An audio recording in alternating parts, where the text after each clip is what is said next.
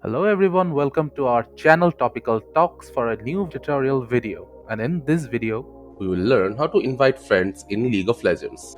In order to invite friends in your League of Legends lobby, firstly open up a lobby. So head to the play button.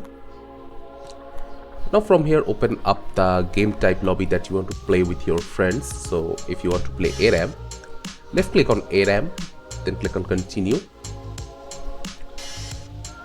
So in order to invite a friend, there are a few methods you can use. Firstly, you can click on the plus icons on both your right hand and left hand side. By clicking on the plus icon, you will find all your friends who are available to invite in here. So left click on it, then click on invite button. You can also drag and drop any of your friends from your friend list to your lobby. So if you want to play with, suppose this one, I'll just drag him and drop his game profile in here in order to invite. And also I can just right click on that friend, invite him to game. This way he will also be invited to your party.